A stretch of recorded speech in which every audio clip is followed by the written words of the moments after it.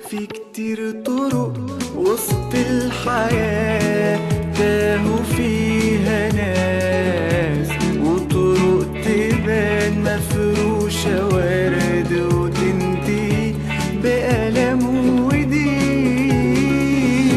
لكن الطريق للفرحة وطريق الخلاص عند المسيح. أصل المسيح هو الحياة، هو الطريق الطريق الطريق الطريق الطريق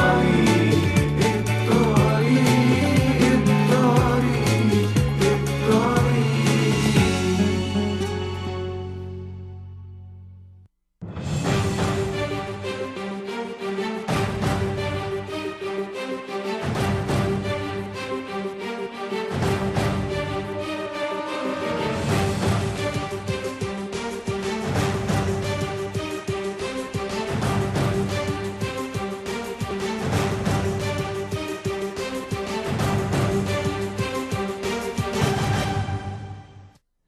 Welcome to The Way TV. Glad to be back on. Hey, Charlie Hebdo is dead. He had to die. There was no doubt about it. He got it. He understood the same thing that we're doing here at The Way TV. He was too dangerous for true bona fide Muslims. Remember, a good Muslim, according to the Quran, whoa, here you go. A good Muslim, according to the Quran, 22 verses in the Quran, must do what Muhammad did. 22 verses in the Quran. I'll read them later.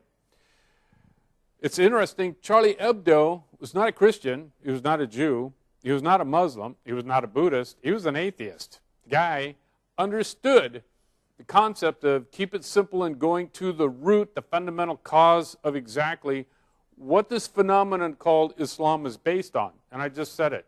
Islam is based on what did Muhammad do. That's why he had to die. If you looked at his cartoons, he zeroed in on the weak link in the chain of Islam. The weak link in the chain of Islam is Muhammad. The strong link in the chain of Islam is the Muslim. Because when we, like Charlie Hebdo, wrote his cartoons, he told the truth about Muhammad. He was a thug, a murderer, a rapist, a beheader, a liar, taqiyya. In all, that's what Muhammad did. All those things. That's all in the Quran. It's all in the Hadith, the other holy book that describes what did Muhammad do. Like when he married the 6-year-old girl and had sex with her when she was 6 years old. We've shown that multiple times on the show. But Charlie Hebdo is too dangerous for Islam. He had to die.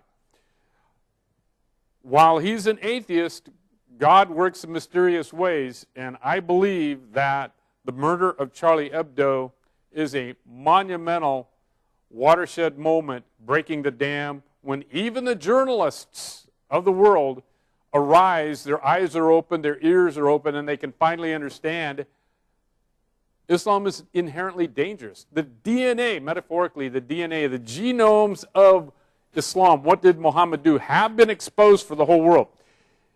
According to the Declaration of Independence, it states in there a very powerful phrase, but after a long train of abuses.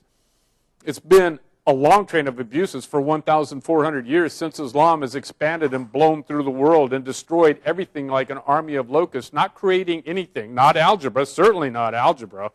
It is so humorous for me, a scholar in Islam, not an expert, but a specialist, a scholar in Islam, when Muslims tell me, oh yeah, we, the Muslims, we invented algebra. Really? Well, it was invented at least 200 years BC by the Greeks and probably 700 years before that in the Tigris-Euphrates River Valley by the Assyrians and the Babylonians.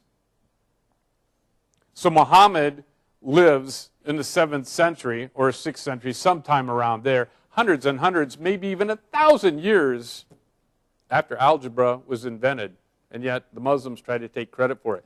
Charlie Hebdo is a genius in drawing those bizarre, convoluted cartoons, so simple that even a kid could understand Muhammad was a bad man. He was an evil man. And according to the Quran, a good Muslim, following the 22 verses in the Quran that commands every Muslim to do what Muhammad did, What you saw yesterday, according to the Quran, were good Muslims. Therefore, good Muslims, according to the Quran, are bad people. They murder Charlie Hebdo. Okay. The reason I'm going through all this is because the lies, the convoluted lies, continue. And isn't it interesting, if we've got this clip right, that we're going to see the leader of the Muslim Brotherhood in the United States, a member of CARE, Council on American Islamic Relations, has been listed by the Muslims themselves. The United Arab Emirates says that Council on American Islamic Relations is Muslim Brotherhood and a terrorist organization. Okay. Adam without a Zauga, are you ready? Okay, clip number 22.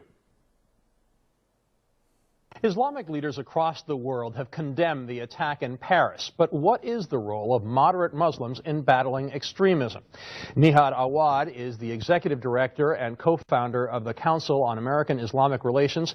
He joins us from Washington, D.C. Nihad, good to have you with us. While there were condemnations from the Arab League and leaders of Muslim nations, including Egypt, Saudi Arabia, Iraq, and Tunisia, are Muslim nations and their in your view, doing enough to condemn and battle terrorism? I think it's very important to condemn terrorism and differentiate between terrorism and Islam, even between jihad and Islam. Just a while ago, I heard on Al Jazeera show a major analyst saying that these jihadists, referring to them as terrorists. So you cannot equate jihad, which is a legitimate thing, with terrorism, which is not legitimate. So the choice of words is very important, and it is critically important for all of us, including our organization, which has condemned terrorism today, to continue to speak against this phenomenon and to save our faith, the faith that 1.6 billion people live it and love it, but we have few extremists who took control of our image through, unfortunately, high-profile execution styles and murders like what we have seen today. So we have to continue to differentiate and save our faith from the hands of the few. Right. So it is important. And also the fact that we encourage our communities, especially in the West, to be civically engaged, to speak truth to power, to use the Islamic means of making change, which is to live your faith, to interact with people, to love your neighbor, and also to work within the system to change things that you disagree with, including even dealing with the opposition, those who mock you, those who disagree with you. We do not use violence. And today I tweeted using the Quran itself, which many people sometimes do not know or do not understand, especially in the West. The Quran in chapter 25, verse 63 says that those describing the believers, when those who mock them address them, they say peace. So our response to mockery and making fun of our faith and even our religious figures should continue to be peace if we follow the Quran and if we follow Islam. Okay, so he's a leader of Council on American Islamic Relations, which we know has been proven to be Muslim Brotherhood, which was formed in 1928 in Egypt. And United Arab Emirates, in this article just a few weeks ago, listed Council on American Islamic Relations as terrorists. Now, this is classic taqiyya. That's an Arabic word meaning lying. And this goes back to the phases of Muhammad. It's called the Mecca and the Medina phase. What you're seeing here is the lying of Nihad Awad, who is using the system put in place 14 centuries ago by Muhammad himself. It's called the Mecca and the Medina phase. When you're weak in the Mecca phase, you say, we love the people of the book, we love the Christians, we love the Jews, and you tell them, you basically lie to them, which is what Nihad Awad is doing there. He's doing classical taqiyya, classic Muslim Brotherhood, classic stuff that's been used for hundreds and hundreds of years. Mecca phase. Medina phase, when Muhammad got strong, he went back to Mecca and he murdered over 10,000 people, raped their wives and things of that nature.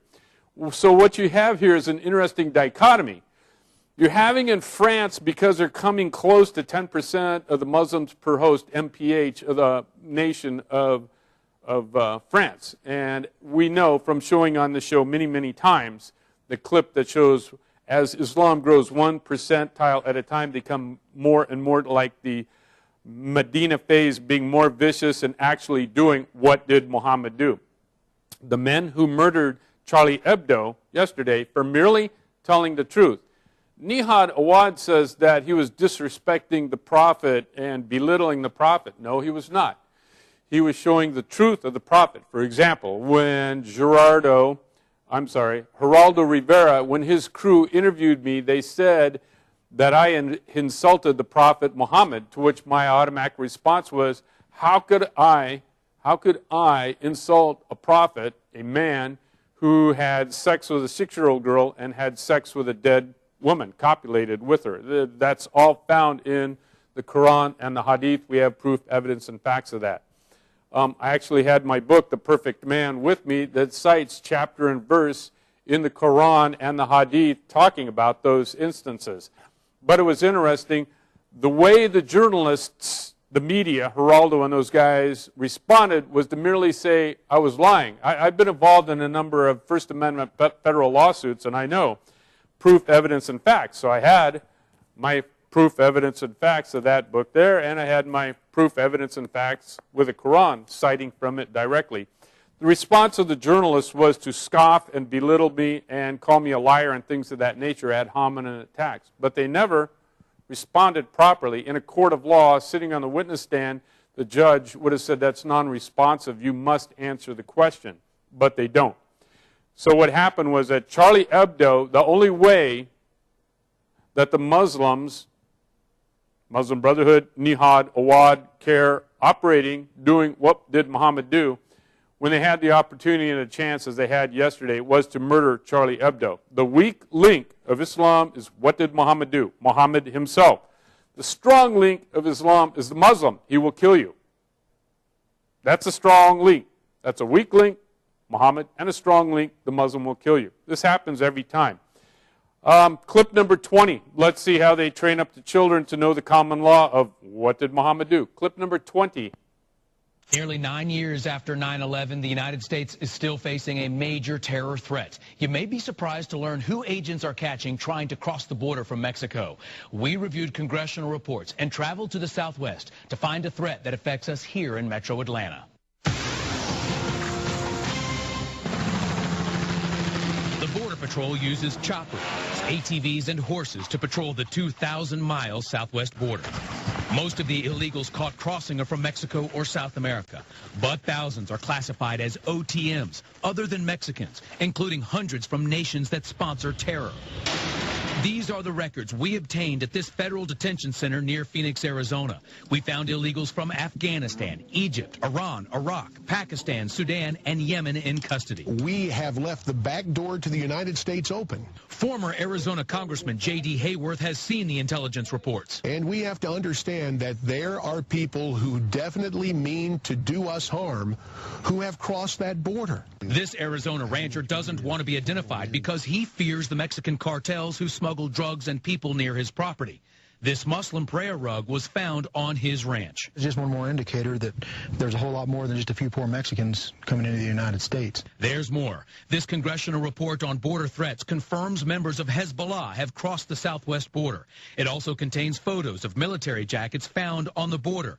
The Arab insignia reads, "Martyr, way to eternal life." The other depicts a plane crashing into the Twin Towers. The American public has been kept in the dark about this whole issue. Dave Stoddard was a Border Patrol. I was down there a couple of times in the last 6 months at nighttime and watched them coming across there, talked with the Border Patrol, and that's absolutely true. In fact, there's a clip of me online where I'm talking about how ISIS is working with La Raza and with the drug cartel Sinaloa in particular. You know, Sinaloa is the guys that control the whole border, and they use chainsaw to cut people's heads off. So yeah, I've been there, done that. I'll be going back. It's very dangerous. I go with some pretty high-powered people when I go down there, and we work directly with the sheriffs. Everything we do is legal in accordance with the Constitution of the United States, Constitution of Arizona, the county, working hand in glove with the sheriffs to do that. Okay, this is a bizarre clip. However, this is true, and this goes back to the bizarre sexual things of what did Muhammad do. If you have little kids there, I don't think it'll bother them, but for adults, we're going to understand exactly, and this is what's going on. This is what did Muhammad do. what did the Muslim Brotherhood, what do they believe in? They believe in chapter 8, verse 60 of the Quran, and that is to terrify and terrorize the infidels of steeds of war, tanks and guns and things of that nature. And also their motto says that they're going to get rid of the Constitution of the United States and replace it with the Quran. However, the good news is this. Charlie Hebdo got killed. Now, I know a lot of you are going, oh my gosh, Charlie Hebdo got killed. Well, he did. Hey, I'm a former Marine officer, Vietnam, and I'm looking at stuff like this as a battle planner for the Marine Corps, intel and whatnot. This is one of the most significant moments in the history of exposing the truth of what did Muhammad do and why is Islam in the West here. That's simple. They're here to destroy us. If they can destroy us and replace our Constitution with the Quran, then they can destroy Israel. That's how hard it is. Let's keep it simple. Battle Planning 101, keep it simple. Okay, so now this clip here that we're showing is some of the crazy sexual things that are permitted by Muslims doing what did Muhammad do. We have what did Jesus do? They got what did Muhammad do? This involves carrots and sex with dead people. Clip number 5. Hamza.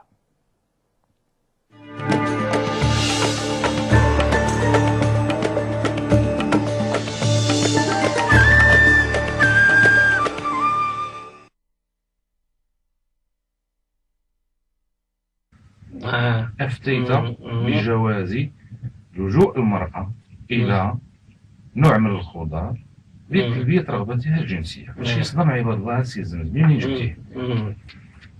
يقول في الحكمة من قل علمه كترى انتقاده. بمعنى لما كان قليل العلم أو لا قليل الاطلاع وأفقه الثقافي يعني ضيق، فكل ما يسمعه يستغربه وينتقده. أما هذا الذي قلته لم يكن من قولي هذا قلته عن أئمة من السلف الصالح.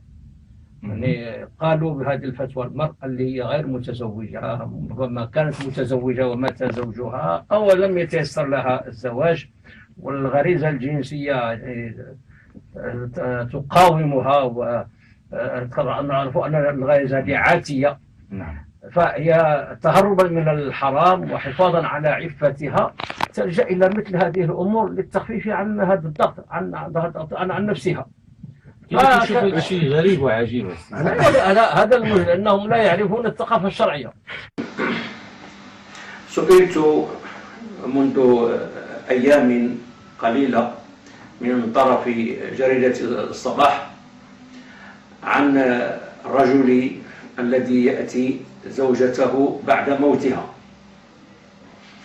ففوجئت حقيقة بهذا السؤال، وسألت حينئذ الصحفية هل في الناس من يفعل هذا الفعل، لأنه فعل شنيع ومستهجن ولا يصدر من ذي طبع سليم ولا مزاج معتدل.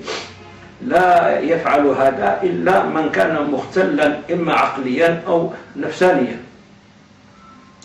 على كل حال أنا لا أملك حق التحريم، فالفتوى لا تصنع حسب الرغبة وحسب الهوى، ولكنها حكم الله عز وجل.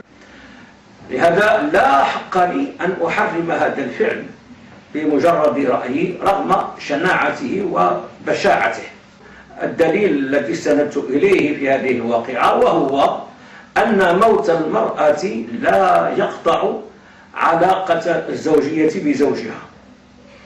موت المرأة لا يقطع علاقة الزوجية بزوجها، فتبقى زوجته بعد الموت يعني في الآخرة كما كانت زوجته في الحياة الدنيا.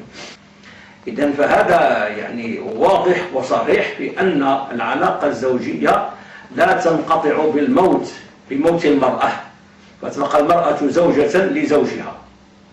وإذا كانت المرأة زوجة فالزوج له الحق أن يمارس ما شاء معها.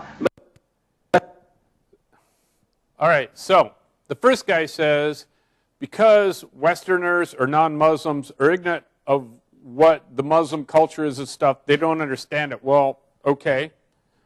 I don't understand it, but I do know a lot about Islam. In fact, just got awarded a PhD on my knowledge. Am I an expert? I never say I'm an expert because I don't know everything, just as nobody knows everything about Christianity and nobody knows everything about Judaism and nobody knows everything about Islam. But I know a lot. I am a specialist and I understand. I know for a fact that, as the man said, there's fatwas which is based on the law of Allah.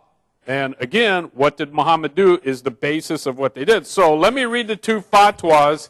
The one fatwa about Muhammad having sex with a 6-year-old girl so that it's okay for a good Muslim to have sex with a kid that's a day old. We've shown those clips too. Okay.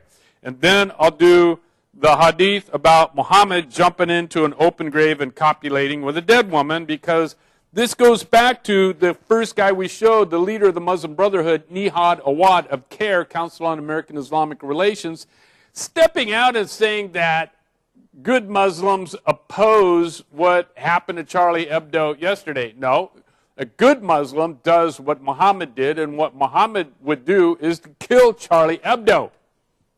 A good Muslim, therefore, is a bad person according to the golden rule, or doing unto others as you would have done unto yourself. By the way, he brought that up to Nihad Awad, that they have the golden rule in Islam. They don't. I've looked for it. They don't have it. Don't have it. Okay, fatwa, religious sanction about having sex with little kids. Number 41409, dated 7/5/1421, which is in our calendar, August 8, 2000. Praises to God and blessings on the Prophet Muhammad, that is the last of all the prophets. The Permanent Committee for Scientific Research and Religious Sanctions has looked onto the request of Abu Abdallah Muhammad al-Shamri, which was sent to the Committee for the General Secretariat of the Committee of Higher Scholars, numbered 1809, date 3/5/1421. This is important that I read this because the higher the body, the jurisprudential body, this is like the Supreme Court of Islam, the higher the body, the more important and valuable the fatwa or legal decree is. And as the man said, a fatwa is based on the law of Allah. So this is Sharia law. So if the Muslim Brotherhood, Nihad, Awad, and CARE gets their wishes and will, and that we replace the Constitution of the United States with Sharia law, then this is okay for people to do with the little children. Lately, it has, reading more from the fatwa, lately it has spread on a large scale, especially in weddings, the habit of thighying, that's masturbating, between the thighs of little boys and little girls. Yes, we do have proof, evidence, and facts that Muhammad did some weird things of a homosexual nature too. And we know for a fact he was a cross-dresser. There's a hadith in the hadith for Aisha, his 6-year-old wife, is complaining and tells Muhammad, or what she says, that Muhammad can't get his inspiration unless he's wearing her clothes. Cross-dresser, transvestite. Lately it has spread on a large scale, especially in weddings, the habit of thighying little boys. What is the ruling of the Quran of this? So check this out. You go to a wedding. Don't take your little boys or your little girls there, because other men will grab your little boy or your little girl and masturbate between their thighs. That's what I'm reading. What did Muhammad do? That's what. Hey, here you got Dr. Zakir Naik, who's on my competitor channel, and he comes out and says it's okay to have sex with goats. Because that's what Muhammad did. That's the status. That is the basis of the law of Allah. Dr. Zakir Naik, Quranic, he's a scholar of the Quran. A man is still considered pure when he releases his lust with a sheep or a goat. If there is no woman, then there is no true lust or sexual sin. Then the animal becomes tainted and must die. So says the Prophet Muhammad, peace be upon him, right there. I have the proof, evidence, and facts with me.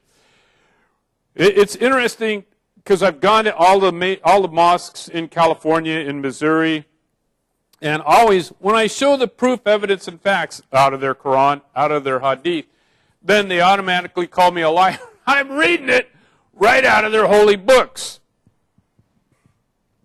If I was in a court of law, which I've been in a court of law as a witness and been subpoenaed and deposed many, many times, then the judge merely says to me, can you read out of the Quran or the Hadith where this happened? I say, of course I can do that. I do it out of the Bible too.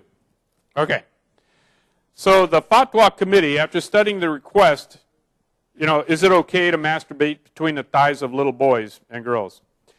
It is not the true guidance of Muslims throughout centuries to resort to the use of these unlawful practices, which were imported to our countries through the immoral videos that are being sent by the infidels and enemies of Islam. As for the thawing of the Messenger of God to his fiancée Aisha, she was 6 years old. They admit it. They admit it. From the Committee of Higher Scholars. They admit it. So when I go and I talk to the Muslims and I go, hey, Muhammad had sex with Aisha when she was 6 years old. They go, no. She was 9 years old. I go, oh, that's really cool. So he was having sexual relations with a 9-year-old girl, and it's very humorous to hear them say, well, at least he waited 3 years until she was 9. Yeah, that's awesome. Okay, as for the thawing of the Messenger of God to his fiancée Aisha, she was 6 years old, and he could not engage in sexual intercourse with her because of her young age. Therefore, he used to place his penis between her thighs and rub it lightly. That's called masturbation. In addition, the Messenger of God had full control of his penis in contrast, contrary to the believers. That's amazing. Therefore, it is not permitted to practice thawing, whether in weddings or at homes or schools, due to its grave harm. And may God curse the infidels who brought these practices to our countries. I'm an infidel. I'm not a Muslim. I don't know of anybody who brought the practice of thawing, masturbating between the thighs of little girls and little boys into Islam. I don't know of any. Now, again, this goes back to Nihad Awad, who's with the Council on American Islamic Relations, some of their other leaders in California, Hussam Aylush out of Corona, Maher Hadhout out of Los Angeles, who personally, face-to-face, studied under Hassan Banna, the founder of the Muslim Brotherhood in Egypt. And we know also that Sheriff Baca, retired L.A. Sheriff, and Charlie Beck, police chief for the LAPD, and Michael Downing, counterterrorism commander for the LAPD, know and are friends and work hand in glove with Hussam Aylush out of Corona and Maher Hadhout. And I also know that Sheriff Baca, Charlie Beck, and Michael Downing think that I'm an evil, wicked man and I don't understand Islam, even though I just read from their texts. Fatwa, it's not Muhammad, necrophilic. Okay, this is on having sex with dead people because Muhammad jumped into an open grave, was copulating with a dead woman, and the grave diggers were so ashamed of Muhammad they were throwing dirt on him. Volume 13, Consal Umal, The Treasure of Deeds by Ali bin Hussam ad-Din al-Mufti al-Hindi, published by Mu'assasa Risala, Beirut, 1989, pages 609 to 610, Hadith numbers 37609 to 37611. The Prophet, Allah pray upon him, raised her up in his shirt, which is euphemism for copulating with her, and prayed upon her and sought repentance for her and sought the good in what she did and had marital relations. He copulated with her while she was in her grave dead. At that time, she lay in it dead. It was said to him, "O Prophet, Prophet, Prophet, Allah Akbar, what you're doing is something that nobody does." Muhammad said, "Verily, verily, verily, verily, verily, I have wrapped her in my shirt that Allah the Merciful might have her enter paradise and forgive her sins. I had marital relations. I copulated with her. I had marital relations with a dead woman in her grave that Allah would take away such punishment in the grave from her." Allah Akbar. Okay, Charlie Hebdo did not ridicule Muhammad. He told the truth. I do not ridicule Muhammad. I tell the truth. If you want to kill me, so be it. I really don't care. Take a number, stand in line. It's okay. That reminds me of a song. How about I have a new song. I have a new song in honor of Charlie Hebdo. Hang down your head, Mohammed. Hang down your head and cry. Hang down your head, Mohammed. Islam is soon to die. Now, I'm going to have this all finished. It came to me while I was driving here, and I was writing down some notes. But I'll have it all done by next week. Hang down your head, Tom Dooley. And so we can take that, and we can use that because music and parody are not appreciated by the Muslims because, frankly, they don't like anything that exposes the truth of the weak link of Islam, Muhammad. How about this? You've heard this one before. Oh, Muhammad, Allah Akbar. You beat the girls all black and blue. You're a wild man, such a madman. Oh, Muhammad, it is true. In a cavern without Khadijah, drinking camel piss, you know, dwelt Muhammad, dreadful prophet, and his silly burro. Hee-haw, hee-haw. All right, so Muslims who want to kill me, take a number, get in line. It's no big deal. I really don't care. Blessed in the sight of the Lord is the death of his saints. That does not mean blessed in the sight of the Lord is the death of his saints for dying of old age. It means people like me and Joseph and other people of the Way TV who tell the truth about the weak link of Islam, Muhammad. What did Muhammad do? And we have enough courage to expose him and tell the truth. Okie dokie artichoke. Okay. Clip number 14. Clip number 14. Are you awake? Okay. Clip number 14. When the Muslim world reacted in fury over the Danish cartoons of Mohammed, this was the face of moderation that European Muslim leaders wanted the world to see. The mainstream Muslims living in this country want to show that we can express our protest in a very legitimate, in a very civil, in a very courteous way. But this is the other face of European Islam.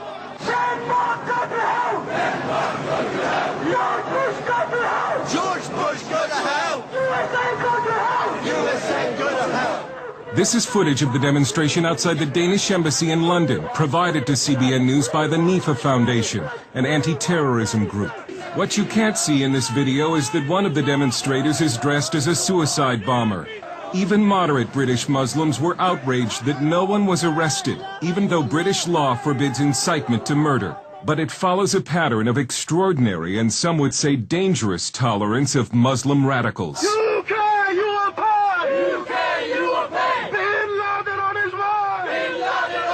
These protests threatening bloodshed occurred in 2004, 1 year before London's 7/7.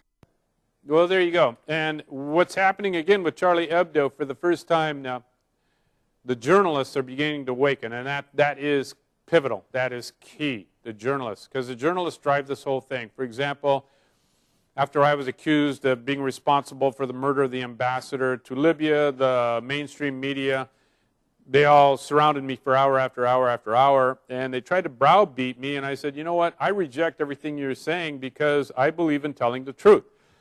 And the truth is a defense, so it's not slander, defamation of character, or libel. Truth is a defense. I'm merely telling the truth about Muhammad. Now, if I was sitting in a courtroom and I was being deposed and cross-examined by an attorney with a judge here, and the whole audience was full of Boko Haram and ISIS, Taliban, Al-Qaeda, and they were asking me, Mr. Klein, why did you do that? I go, hey, I just quote out of the Quran and the Hadith these different things.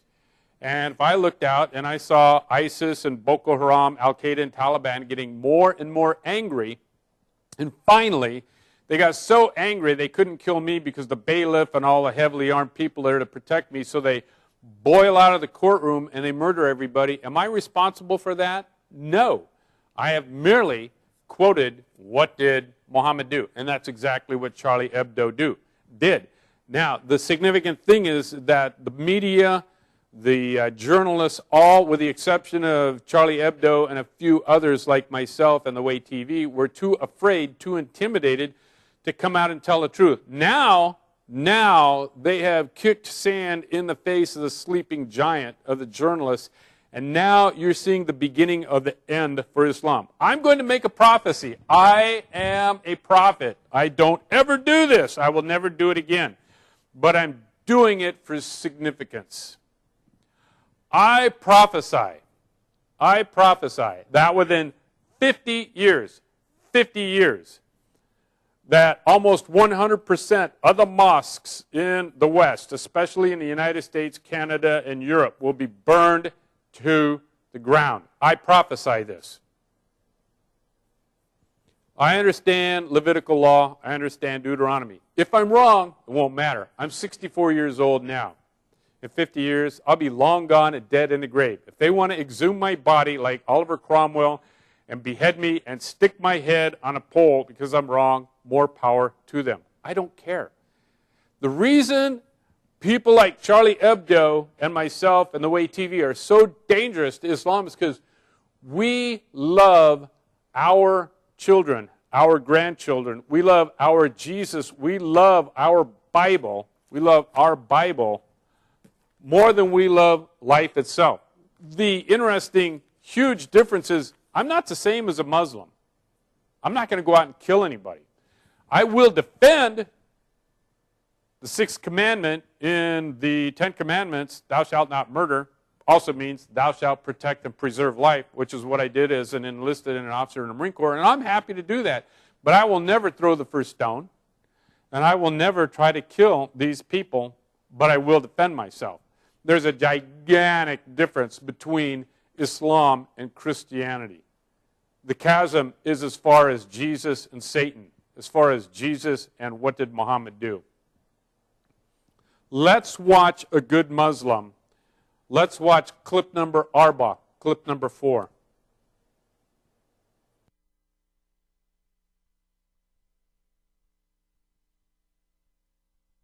Just wonder why you won't condemn it when your own leader, Omar Bakri, said quite simply, I condemn the killing of innocent people on the 20th of July. Yeah, why won't you say what he said? No, at the end of the day, innocent people, when we say innocent people, we mean Muslims.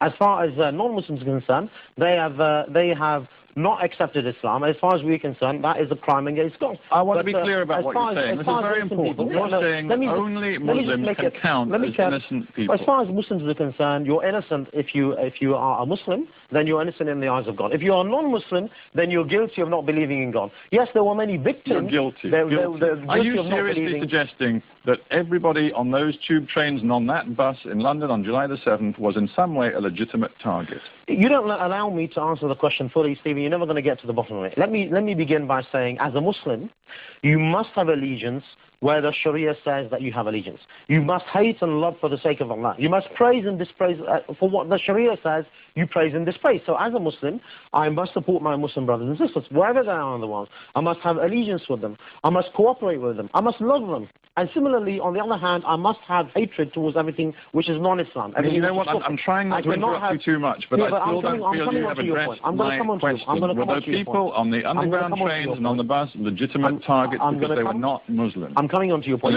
Some of them actually were. No, you've asked about 2 or 3 different questions. You've asked about innocence. You've asked about whether they were legitimate target. You've asked about whether I'm condoning or condemning. You've asked about whether I praise them. We've moved on those from questions, that. No, but I've asked you a very simple question. All of those questions deserve to be answered, and obviously we have the time to explore them. So if I just continue with this particular point, as far as Muslims are concerned, their allegiance is always with the Muslims.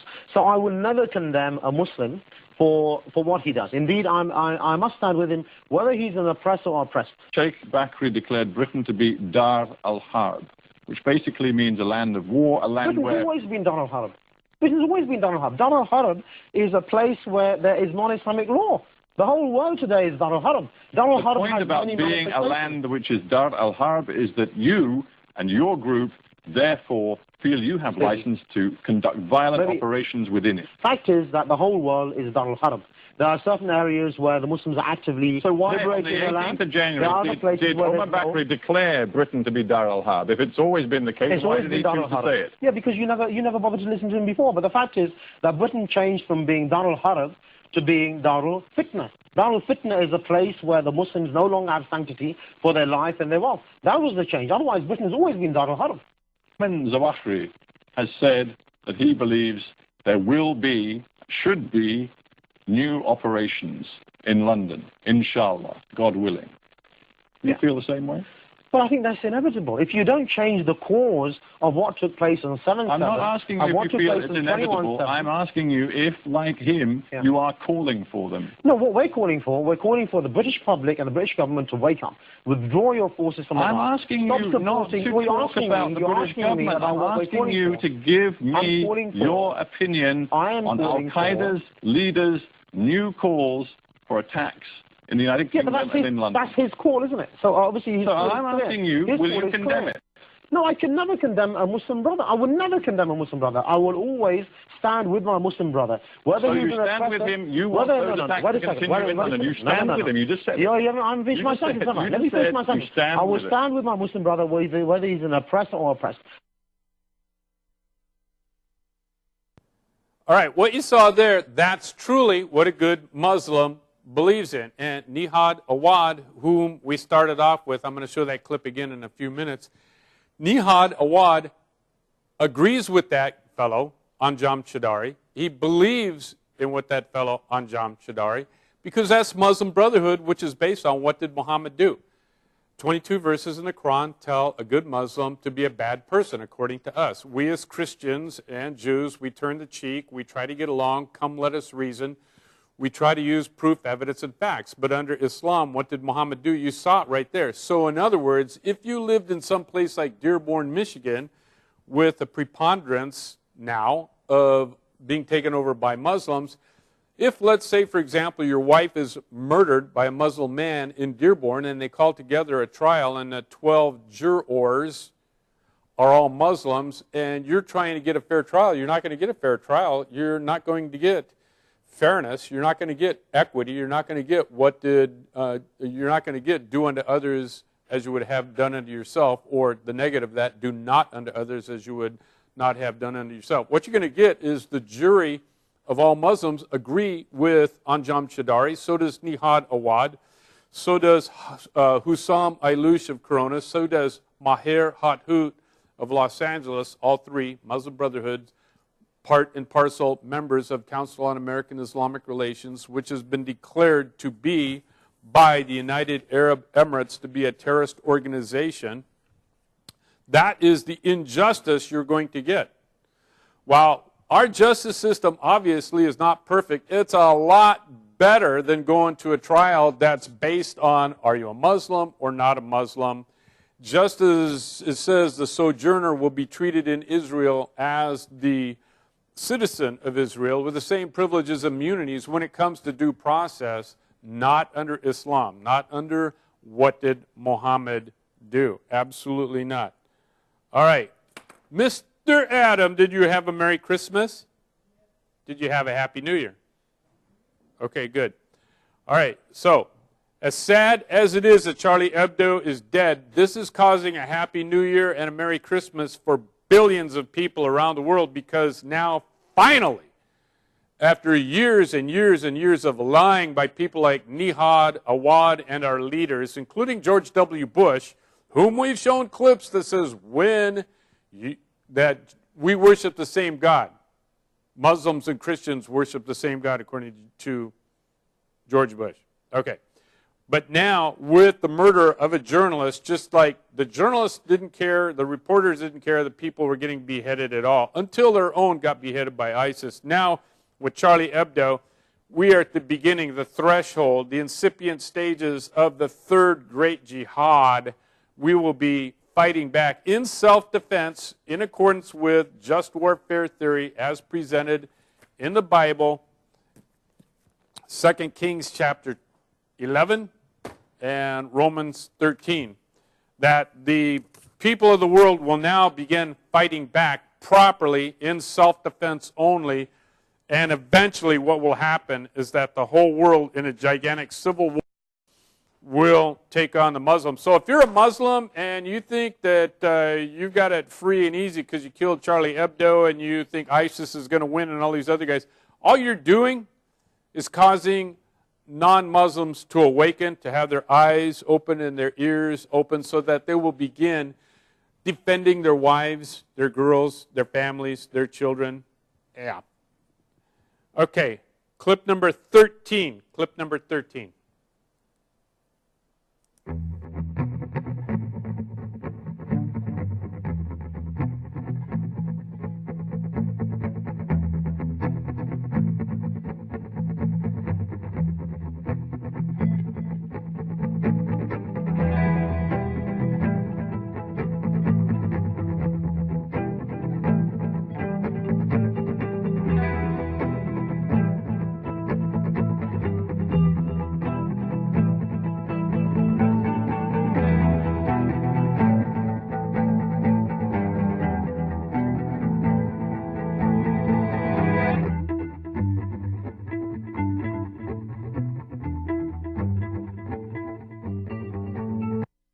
See, in that case there, that was a Muslim, converted Muslim, and he was being a good Muslim according to what did Muhammad do. He killed 2 innocent cops, but it didn't make, it was hidden. It was buried because he wasn't a journalist. It is amazing to me as a guy who seeks truth and justice in the biblical language, the Greek, in the Republic of Plato, there's an interesting concept there. It's called themos, T-H-Y-M-O-S or T-H-Y-M-U-S. It could be spelled either way. But the themos is the conscience.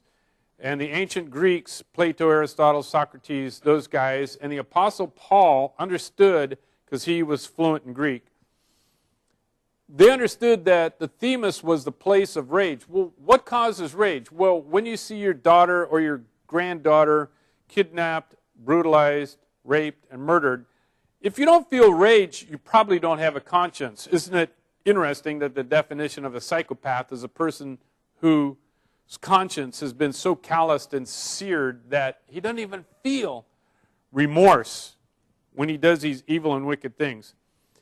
So what's going on now is that now it hit home with a journalist. Now it hit home with the media.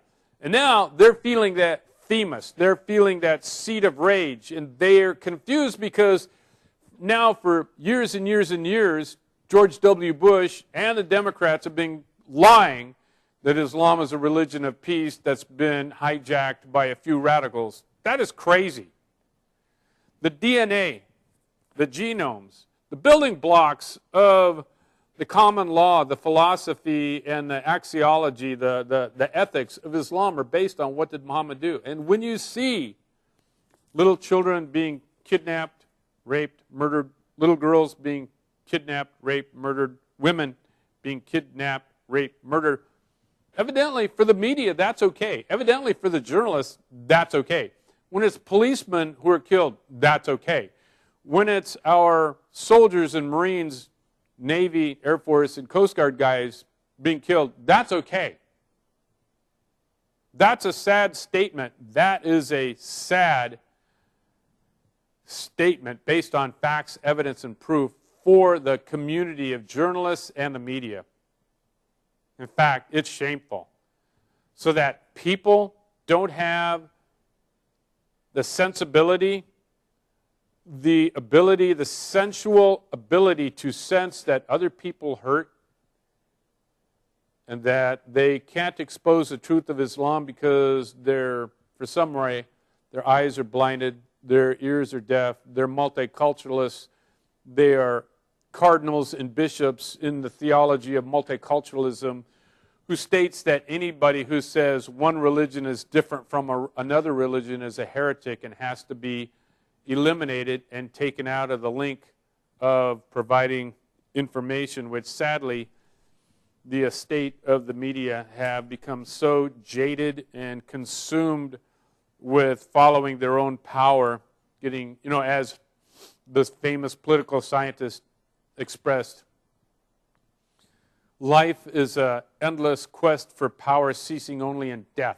And that's true whether you're a journalist, a politician, some kind of a military leader, a judge, an attorney, a president of a college, a chancellor of a university, if you're a pastor or a priest, a pope or a bishop. We all suffer from that, and that's why the Constitution of the United States divides power. In fact, the the ditty goes something like this: divide power, enumerate power, power not enumerated to the feds is reserved to the states. It's so sad to see that it takes the murder of a journalist, either beheading him or Charlie Hebdo being shot to death, until the media finally goes, gee whiz, golly, we thought Islam was peace. Oh, and then they bring on a member of the Muslim Brotherhood accused by the United Arab Emirates of being a member of a terrorist organization. And if you study the Nuremberg trial, which I have, and I have several books on the Nuremberg trial, our Supreme Court Justice Robert H. Jackson pointed out that throughout history, all civilized nations have made it illegal to be a member of a dangerous group, like the Nazis, and I believe that the Muslim Brotherhood should be outlawed, as they are outlawed in Egypt, rightfully so, because they murdered the president, old president, Anwar Sadat, and they're still actively operating under what did Muhammad do? Murdering people. Clip number 10. Ashra, clip number 10. Welcome to latest world news. Islamic State militants have killed at least 500 members of Iraq's Yazidi ethnic minority during their offensive in the north, Iraq's human rights minister told Reuters on Sunday.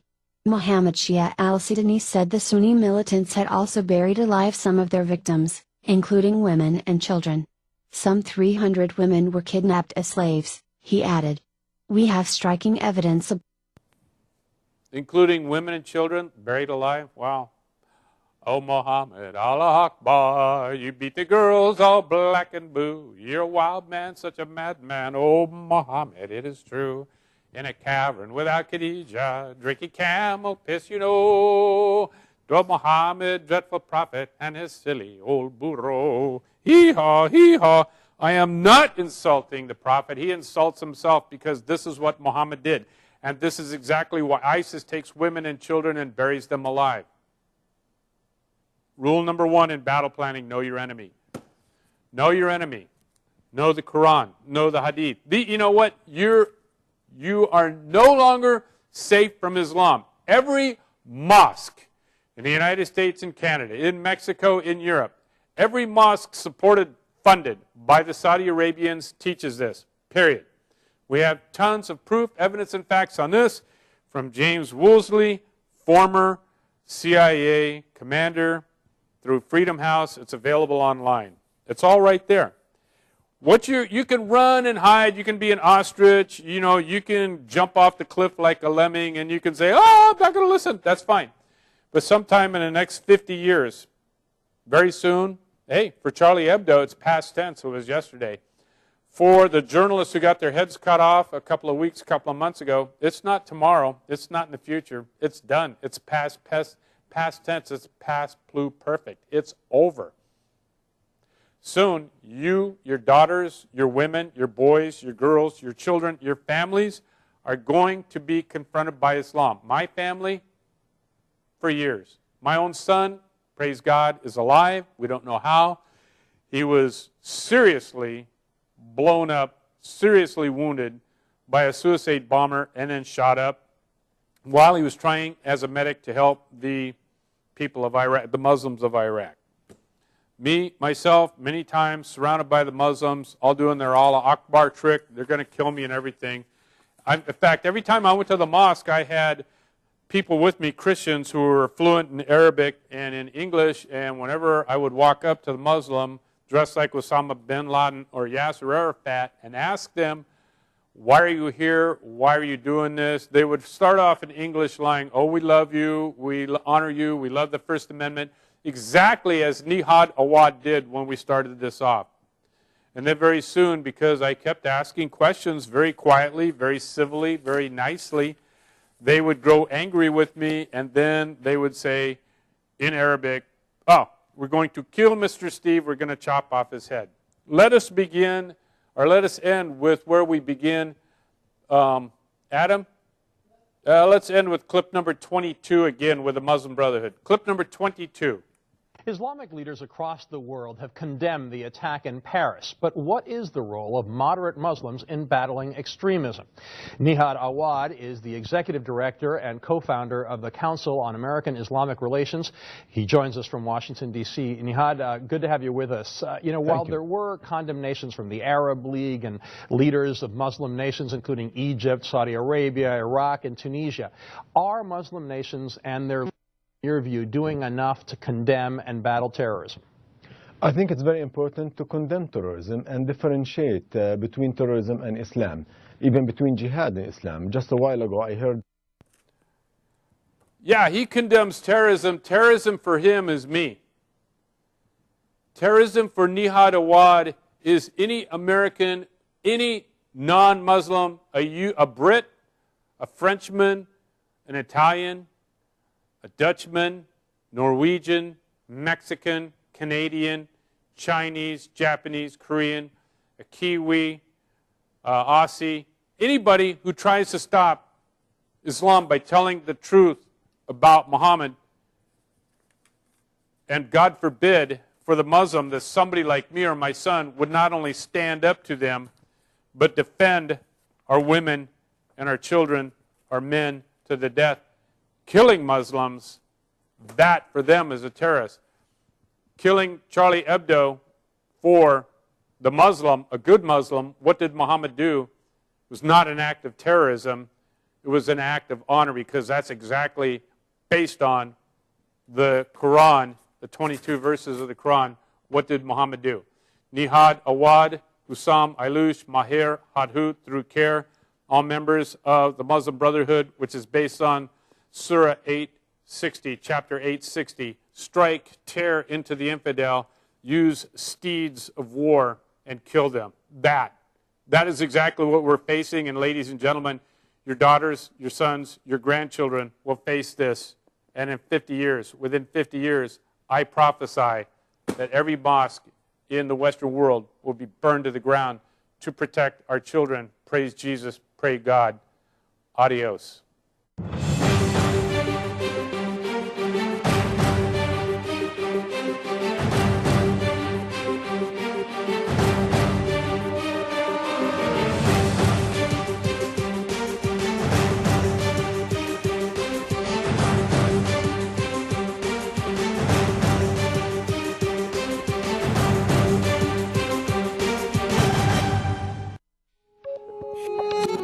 في كتير طرق وسط الحياة تاهوا فيها ناس، وطرق تبان مفروض